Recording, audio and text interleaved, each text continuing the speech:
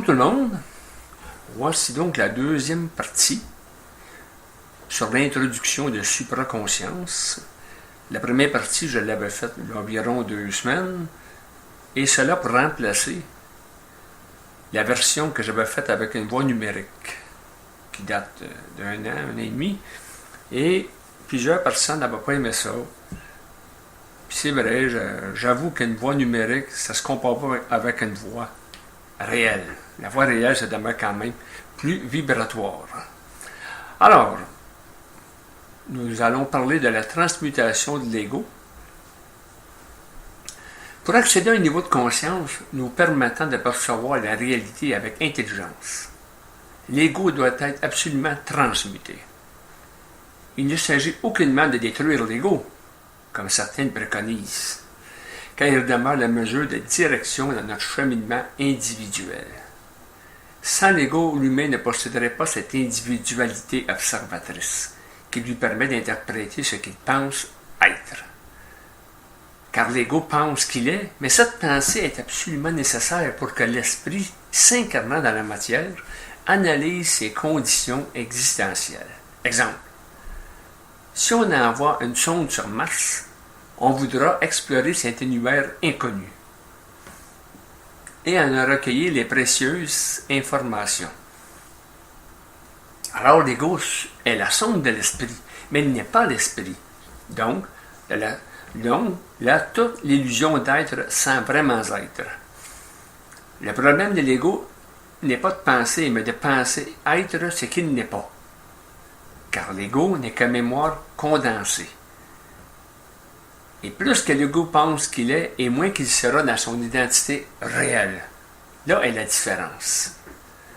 Maintenant, quels sont les signes de l'ego? L'ego ne peut jamais avoir tort. Il est timide, chiale constamment, juge sans discernement, a peur, manque de confiance, vengeur, dominateur, prend toujours le plancher, vampirise monsieur ou madame, c'est tout, bref, l'inconscience totale. Ne dit-on pas que la première idée est la meilleure? Et c'est tout à fait juste. L'humain ne se fiera pas à sa première idée, parce qu'il a peur et doute de sa propre source. Cette fameuse première idée est justement celle de son esprit, qui lui est relié à l'instantanéité. L'ego relié à sa mémoire. Donc c'est une nette différence. Peut-être que cette première idée ne fonctionnera pas. Mais rien ne prouve qu'une réflexion sans fin parviendra à donner un meilleur résultat. Une réflexion subjective n'amène qu'un brainstorming du connu et non d'une nouvelle dynamique plus créative. On dit que la nuit porte conseil. Pourquoi? Parce que l'ego est débranché et que l'âme se promène librement dans des dimensions plus subtiles. Elle peut recueillir ainsi des informations non répertoriées dans son inconscient et les copier-coller dans son subconscient, siège des archives de l'âme. Le conscient étant le siège de l'esprit, le subconscient étant l'âme accumulant les archives et les conscients, la porte d'entrée d'une énergie différente, créative, qui devient l'accélérateur de nos particules subatomiques. Les particules subatomiques constituent toute notre structure psychique, obéissant de manière systémique à équilibrer notre existence comportementale. Qui dit porte d'entrée d'une énergie différente, dit un renouvellement de conscience, donc de nouvelles façons de penser, de changer nos concepts, d'interpréter différemment la réalité le plus instantanément possible. Tout ceci ne veut pas dire que du jour au lendemain, il s'agit de tout nier, d'un bloc. Ce qu'on pense, ce que nous sommes, il s'agit seulement de garder la porte de notre esprit toujours entrouverte. Donc, soyons objectifs. Et c'est là que l'ego souvent embarque, il joue au fin connaisseur, et en fait n'est qu'un usurpateur. Il existe plusieurs façons de transmuter un ego, tout dépendant bien sûr ce que l'humain a à vivre comme expérience et de sa propre condition. Celui dont l'ego possède la science infuse devra un jour se mettre à genoux devant son propre esprit, pour clouer au pilori son orgueil minable. Habituellement, ces gens possèdent un intellect puissants basés sur des diplômes universitaires, des PhD. Ce n'est jamais le doctorat obtenu qui est le problème, mais bel et bien celui qui le détient. C'est comme les animaux. C'est pas le chien qui pose le problème, c'est le maître. Mauvaise éducation par rapport à l'animal. Et souvent, les maîtres sont moins intelligents que l'animal. Enfin, ces gens-là, en général, fonctionnent de manière très cartésienne, imbus d'une logique neuronale sans appel. Avez-vous déjà astiné des gens fortement intellectuels dans leurs convictions profondes? Ça m'est arrivé. Un philosophe, entre autres, qui avait un bac en philosophie. Très difficile de traverser un gars comme ça. Il n'y a rien à faire. Et pourtant, ces personnes ont fait preuve de beaucoup d'intelligence, de patience, de détermination et de volonté, mais une partie d'eux-mêmes, même, est en dispersion. S'il est difficile pour un riche qui a toujours connu le luxe de comprendre les gens démunis, il y allait de même pour les intellos haut de gamme de se rapprocher de leur esprit. Méchante frontière, méchant mur, qui ne se rejoint pas. Ces gens ont travaillé fort, sué, peu dormi, mais surtout ont accumulé des tonnes de mémoire qui les ont rendus prisonniers d'engrammes. Les engrammes sont d'énormes civilisations mémorielles qui deviennent des véritables prisons cérébrales et mettent sous verrou l'intuition de percevoir la réalité différemment. Mais il n'y a pas juste certains diplômés universitaires qui possèdent des gros égos, mais aussi l'homme de la rue. Nous pouvons prendre le cas de quelqu'un qui a besoin d'aide et qui ne voudra jamais accepter pour une raison d'amour propre. Le gros égo gonflé à l'hélium voudra toujours avoir raison. Il fera le sourd d'oreille sans vouloir rien entendre. Le type qui dit que ça fait 20 ans, 30 ans, 50 ans qu'il pense de la même façon et qui ne changera jamais un iota de sa perception est un prisonnier à perpétuité de sa propre cellule mentale. L'ego frondeur qui n'a peur de rien et qui veut prouver à son entourage ses capacités extrêmes, ou l'ego a trop peur et qui s'imagine trop souffrir d'égotisme chronique.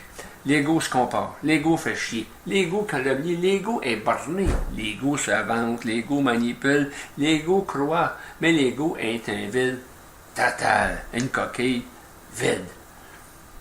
Transmuter un ego consiste à casser en lui son miroir d'illusion qui le nourrit depuis sa naissance. Cela peut faire très mal, très mal, faire pleurer des larmes de sang, des repentis, qui demandait des excuses profondes afin de nettoyer en lui toute la terre noire de sa conscience. Convertir son ego et renaître dans son esprit. Se débarrasser de notre crasse mentale et apprivoiser notre cheval sauvage. Deux moyens incontournables pour y parvenir sont le respect et la transparence. Le respect global est proportionnel à notre volume de conscience intégré, c'est-à-dire cette capacité de notre mental de résister aux attaques et les pièges astraux. Ne vous inquiétez pas, la vie se chargera très bien de vous faire passer les tests. Le respect global passe le non-jugement d'autrui, mais plutôt par une compréhension intelligente de la situation. Autrement dit, savoir l'origine de l'événement, la cause, les natures profondes des individus impliqués et dans quelles circonstances précises. Un égo mature devra reconnaître que quelque part il y a eu manipulation et inconscience, donc une absence d'esprit, donc une toile d'araignée tissée par l'astral. Le respect global implique aussi un savoir-vivre social ou spirituel. Quelqu'un nous livre ses confidences ou expériences, nous n'avons pas à dire que cela ne vaut rien ou que c'est de la merde. Qui sommes-nous pour déterminer ce qui est bon et moins bon, et ce qui est vrai et ce qui est faux? Si quelqu'un nous prête un CD de musique pour écouter, on lui redonnera en disant que c'était bon. Ici, ce n'est point d'hypocrisie ou du mensonge, mais du savoir-vivre intelligent, intégral, qui s'harmonise simplement des goûts différents. Au niveau mystique ou spirituel, nous n'avons pas à refuter ou nier du revers de la main des opinions différentes des nôtres. Chaque personne vit et expérimente différemment son cheminement existentiel. L'ego gonflé voudra faire savoir que lui détient la vérité et que toutes les autres vérités dépassent l'entendement. C'est ça être un fanatique. Avoir des convictions. Le respect global demande beaucoup d'écoute, sans interruption, afin de bien permettre à l'autre d'exprimer son point de vue. Le respect passe par un soi impersonnel et non un moi de grandeur. Un exemple précis. Quelqu'un qui fournit un gros montant d'argent dans un but qualitatif n'arrive pas à s'identifier. Il n'a pas à s'identifier, excusez. S'identifiant, il colle l'ego après ça. Mais plutôt, il doit demeurer anonyme. Ça, c'est une très bonne claque pour l'ego. Cela plante l'ego et rehausse l'esprit d'avoir agi pour la cause et non pour notre réputation personnelle. Simple pour l'esprit et difficile pour l'ego. La transparence de l'ego demande beaucoup de maturité psychique. Il faut vraiment penser et agir autrement, tout en conservant notre intimité personnelle intacte. La transparence est d'accepter ce que nous sommes sans détour. Exemple. Je joue du piano en virtuose et quelqu'un nous en fait la remarque. Il faut accepter d'emblée le compliment en disant oui, je joue très bien. Et non pas jouer le jeu de la fausse humilité en disant non, c'est pas si bon que cela. Être transparent, c'est d'être ce qu'on est, dans sa totalité, incluant nos faiblesses et nos forces. La transparence, c'est d'avouer instantanément ses torts et ne surtout pas mettre cela sur le dos de d'autres personnes. Il ne peut y avoir aucun ego dans la transparence que celui de sa plus simple expression sans démesure. La transparence évite les colères émotives, les confrontations idéologiques, les conflits professionnels ou toute autre situation polarisée. Si l'humain agirait avec transparence et respect, les guerres n'existeraient même pas sur notre planète. Ce sont les égos qui contrôlent tout l'émotionnel planétaire et créent un dense brouillard, réduisant ainsi la lumière de l'intelligence de nous éclairer. L'ego vit toujours dans la crainte et le doute à cause de l'astral planétaire. Cette masse d'inconscience qui paralyse notre individualité de l'être en emprisonnant sa lucidité mentale. Il existe l'individualisme et l'individualité, deux expressions fortement différentes. L'individualisme exprime l'ego dans sa densité la plus coriace. Il se prend pour un autre, ne joue que par lui-même et que pour lui-même, il aimerait être leader, mais recherchera toujours le pouvoir sans aucune concession. L'individualisme ne possède aucune identité personnalisée, en se piégeant dans un nombrilisme épicurien. Le pouvoir pour le plaisir de dominer et d'orgasmer la plénitude. L'individualité, par contre, s'exprime dans un esprit de simplicité et de sérénité. L'ego devient mature dans une réciprocité intimiste qui crée dans l'être cette transparence si essentielle. La réciprocité illustre un leadership charismatique, non manipulateur, mais créateur d'énergie nouvelle.